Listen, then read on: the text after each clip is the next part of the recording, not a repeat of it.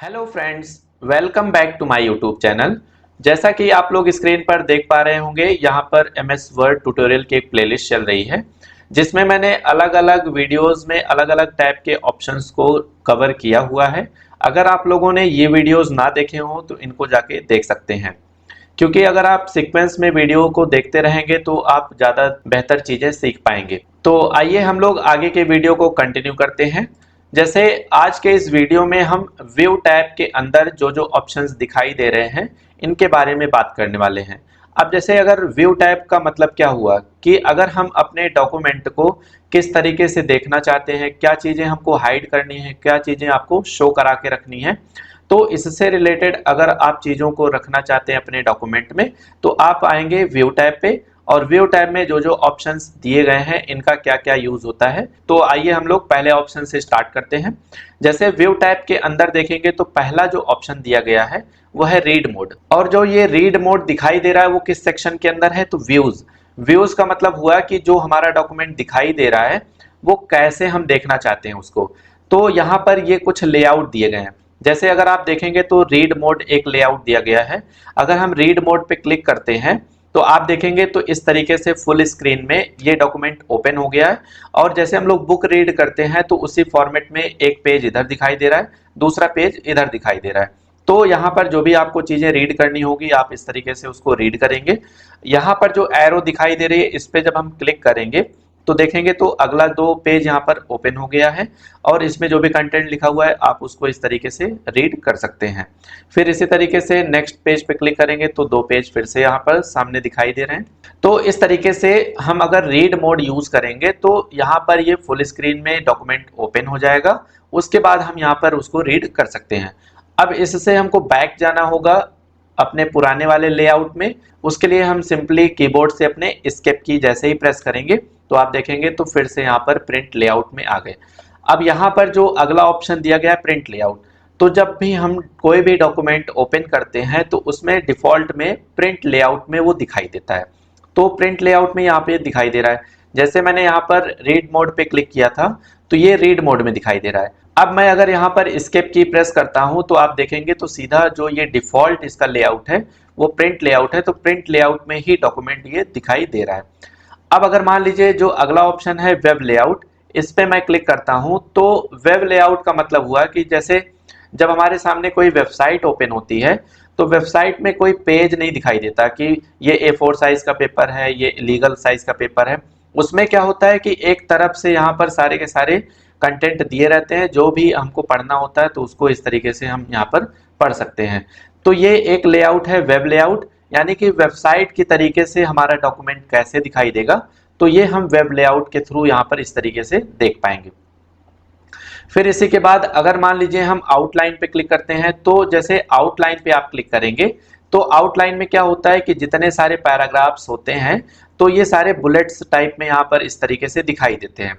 जैसे यहाँ पर देखेंगे तो क्वेश्चन 5 का एक बुलेट्स बना हुआ है, और यहाँ पर एक्सप्लेन का एक बुलेट्स बना हुआ है। और आउटलाइन वाले लेआउट में एक चीज और होती है कि जितने सारे आप पिक्चर्स यूज किए होते हैं अपने डॉक्यूमेंट में वो भी नहीं दिखाई देती है। जैसे यहाँ पर मैंने अपने डॉक्यूमेंट में कोई पिक्चर तो ऐड नहीं किया हुआ है, लेकिन अगर आप पिक्चर ऐड करके रखेंगे, जैसे मैं यहाँ पर एक पिक्चर ऐड करके आपको दिखा देता हूँ। इंसर्ट में जाएंगे, पिक्चर पे क्लिक करेंगे। पिक्चर पे क्लिक करने के बाद जैसे मैं यहाँ पर जाता हूँ दिस पीसी में, और इमेजेस में आके मैं यहाँ पर एक पिक्चर इंसर्ट कर देता हूँ। तो जैसे मैंने ये एक पिक्चर इंसर्ट कर दी, उसके बाद व्यू में जब जाके हम आउटलाइन वाले पे क्लिक करेंगे तो आप देखेंगे यहाँ पर पिक्चर दिखाई नहीं दे रही है।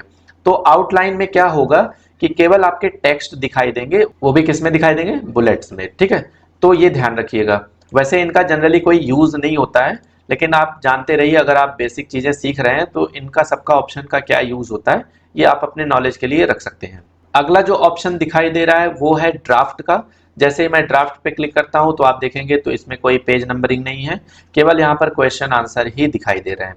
तो अलग अलग लेआउट यहाँ पर जो दिए गए हैं व्यू सेक्शन के अंदर, तो जिस भी मोड में आपको यूज करना होगा या जिस भी लेआउट में आपको यूज करना होगा उस पर आप क्लिक करके उसको देख सकते हैं।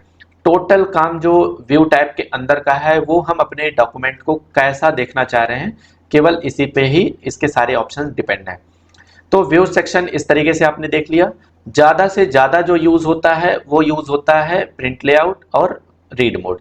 तो अगर मैं प्रिंट लेआउट पे क्लिक करूंगा तो यहाँ पर इस तरीके से पेज वाइज यहाँ पर सारी चीज़ें दिखाई देंगी। इसके बाद जो अगला सेक्शन है वो है पेज मूवमेंट का। पेज मूवमेंट में देखेंगे तो यहाँ पर एक ऑप्शन दिखाई दे रहा है वर्टिकल और एक दिखाई दे रहा है साइड बाई साइड। तो अगर हम वर्टिकल पे क्लिक करके रखेंगे तो इसी तरीके से हम स्क्रॉल करके वर्टिकल फॉर्म में अपने डॉक्यूमेंट को देख सकते हैं। अगर हम साइड बाई साइड पे क्लिक करेंगे तो जब आपने साइड बाई साइड पे क्लिक किया तो दोनों पेजेस यहाँ पर साइड बाई साइड दिखाई दे रहे हैं। और जैसे ही मैं अपने माउस से इसको स्क्रॉल करूंगा तो आप देखेंगे जैसे हम लोग बुक ओपन करते हैं उसी तरीके से ये दिखाई देगा। जैसे मैंने यहाँ पर स्क्रॉल किया तो इस तरीके से आ रहा है, फिर से स्क्रॉल किया इस तरीके से, तो आप देखेंगे तो काफी अच्छा व्यू दिखाई दे रहा है इसका।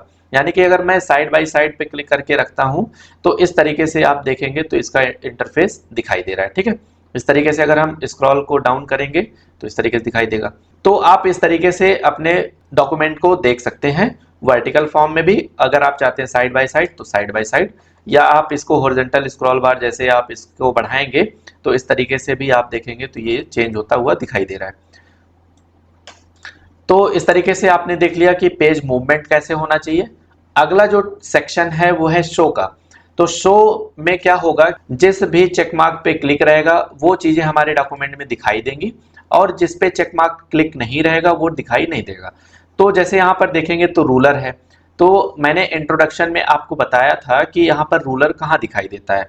तो आप देखेंगे तो ये जो यहाँ पर इस तरीके से नंबर्स लिखे हुए हैं स्केल पे, तो इसको हम लोग बोलते हैं हॉरिजॉन्टल रूलर। और यहाँ पर जो ये वर्टिकल फॉर्म में दिखाई दे रहा है इसको हम बोलते हैं वर्टिकल रूलर। तो अगर हम चाहते हैं कि रूलर ना दिखाई दे तो इस पे हम क्लिक करेंगे तो रूलर आप देखेंगे यहाँ पर हाइड हो गया है। अगर आप यहाँ पर रूलर पे क्लिक करके रखते हैं तो वर्टिकल और हॉरिजॉन्टल रूलर दोनों के दोनों दिखाई देंगे। फिर इसी तरीके से देखेंगे तो अगला है ग्रिड लाइंस। जब आप ग्रिड लाइंस पे क्लिक करेंगे तो इस तरीके से डॉक्यूमेंट में ग्राफ बन के आ जाएगा। इसका जरूरत ज्यादातर तब पड़ता है जब हम कोई भी ड्राइंग करते हैं, यानी कि अगर हम कोई शेप बना रहे हैं, कोई पिक्चर इंसर्ट कर रहे हैं तो आप ग्रिड लाइन को ऑन करके रखते हुए यहाँ पर जो भी चीजें आप करना चाहें तो वो कर सकते हैं। इसके बाद मैं ग्रिड लाइन पे जैसे ही अनचेक करूंगा तो आप देखेंगे ग्रिड लाइन नहीं दिखाई दे रही है। इसके बाद यहाँ पर देखेंगे तो नेविगेशन पेन दिया गया है। नेविगेशन पेन में जब हम क्लिक करेंगे तो नेविगेशन का मतलब हुआ कि अपने पूरे डॉक्यूमेंट में हम कहाँ नेविगेट करना चाह रहे हैं, मतलब हम कहाँ पे जाना चाह रहे हैं। यानी कि अगर हमारे डॉक्यूमेंट में कोई टेबल है, कोई पिक्चर है, कोई हेडिंग है, तो आप उस जगह पे डायरेक्टली नेविगेट कर सकते हैं, यानी कि डायरेक्टली हम पहुंच सकते हैं। तो उसके लिए हम नेविगेशन पेन को ओपन करेंगे। तो नेविगेशन पेन जैसे ही हम क्लिक करेंगे तो आप देखेंगे तो इस तरीके से लेफ्ट साइड में एक पेन ओपन हो जाएगा और इसमें अगर हम पेजेस पे क्लिक करके रखेंगे तो सारे के सारे पेज इस तरीके से दिखाई देंगे जो भी हमारे डॉक्यूमेंट में बने होंगे। और यहाँ पर अगर मान लीजिए कुछ चीजें आप ढूंढते हैं, जैसे मान लीजिए हम पीपल ढूंढना चाह रहे हैं कि कहाँ पे लिखा हुआ है पीपल, जैसे ही मैंने यहाँ पर टाइप किया तो आप देखेंगे नीचे लिख के आ रहा है 5 रिजल्ट। तो 5 रिजल्ट का मतलब हुआ कि पूरे डॉक्यूमेंट में 5 जगहों पे क्या है, पीपल लिखा हुआ है।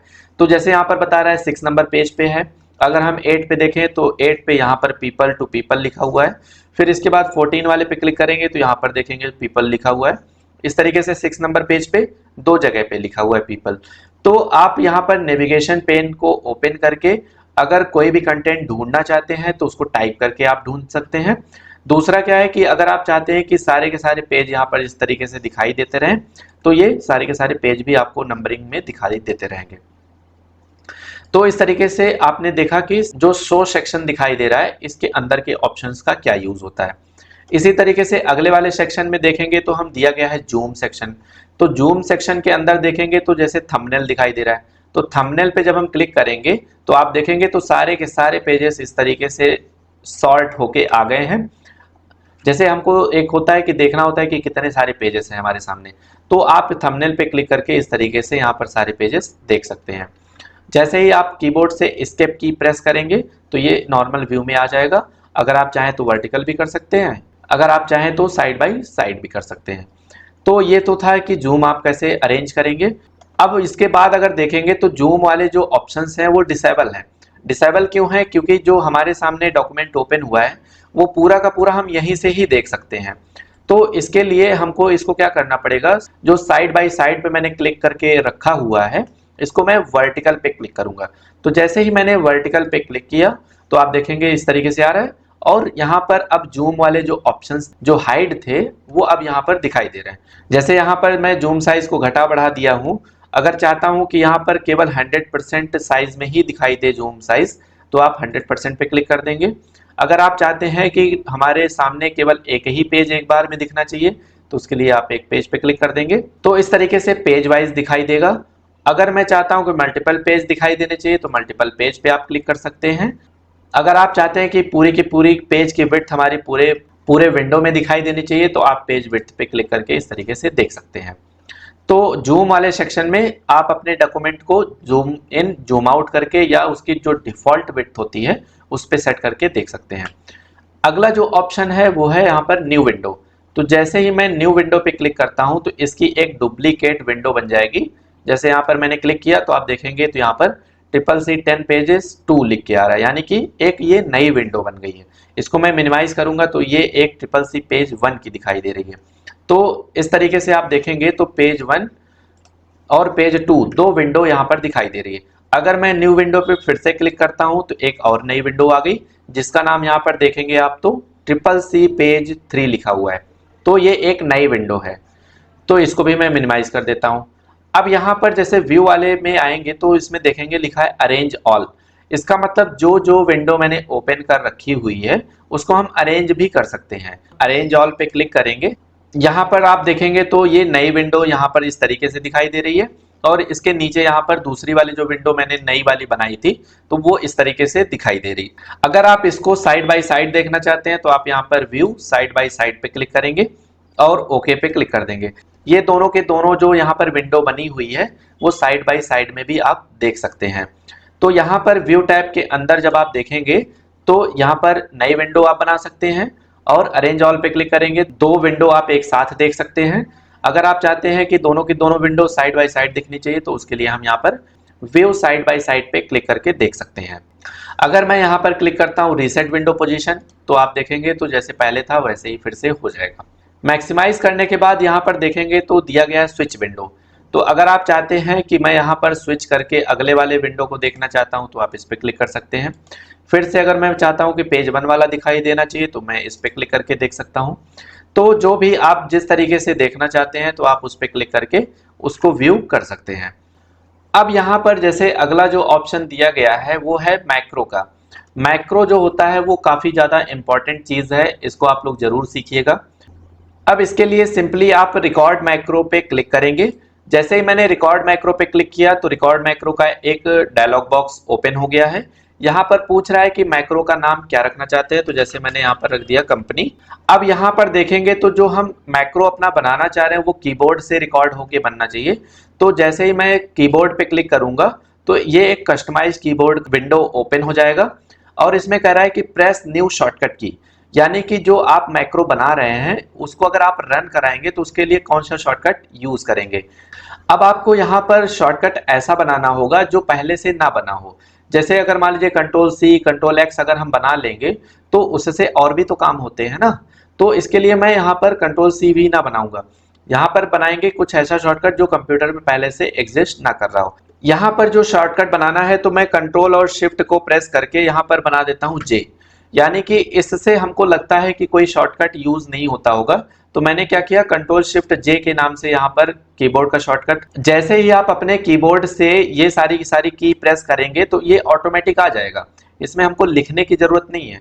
जैसे जैसे आप कीबोर्ड की प्रेस करेंगे तो वो ऑटोमेटिक यहाँ पर लिख के आ जाएगा। जैसे मैं एक बार फिर से आपको करके दिखा देता हूँ।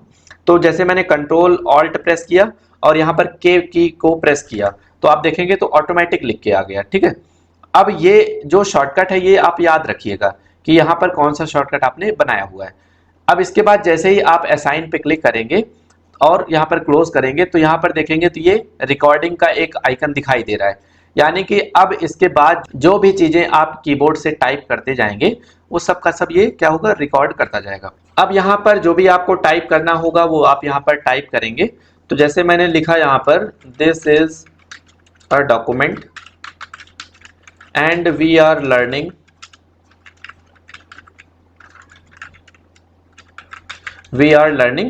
views tab। इस तरीके से मान लीजिए यहाँ पर मैंने लिख दिया हुआ है।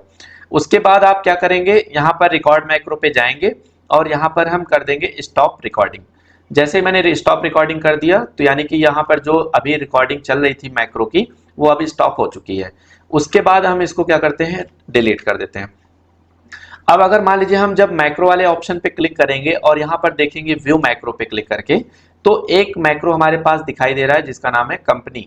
और अगर आप चाहते हैं कि इस कंपनी का नाम हम अपने डॉक्यूमेंट में यहाँ पर कहीं यूज करना चाहते हैं, तो जैसे मैं यहाँ पर एंटर करके आपको दिखा देता हूँ। इस जगह से अगर मान लीजिए आपको यूज करना है इधर, तो जो शॉर्टकट आपने बनाया था वही शॉर्टकट अगर मैं यहाँ पर प्रेस करता हूँ, जैसे कंट्रोल ऑल्ट मैंने के प्रेस किया, तो आप देखेंगे तुरंत का तुरंत ये जो मैंने टाइप करके सेव किया था वो यहाँ पर आ गया है। अगर आप चाहते हैं यही चीज कि यहाँ पर हमको व्यू मैक्रो ले आना है, तो आप यहाँ पर मैक्रो पे क्लिक करिए, व्यू मैक्रो पे क्लिक करिए और उसके बाद यहाँ पर रन पे क्लिक कर दीजिए। तो जो भी आप मैक्रो बनाए रहेंगे वो यहाँ पर पूरा का पूरा टाइप होके आ जाएगा। तो जो चीजें आपको लगता है कि हमको बार बार लिखनी पड़ रही हैं, तो आप वहां पर मैक्रो में जाके उसको रिकॉर्ड कर लीजिए। रिकॉर्ड करने के बाद एक शॉर्टकट बना लीजिए। जो शॉर्टकट बन जाएगा तो उसको जैसे ही आप प्रेस करेंगे तो इस तरीके से देखेंगे तो वो ऑटोमेटिक टाइप होके आ जाएगा। तो इस तरीके से आप मैक्रो का यूज कर सकते हैं। तो आज के इस वीडियो में हमने देखा व्यू टैब के अंदर ये सारे ऑप्शंस का क्या यूज होता है।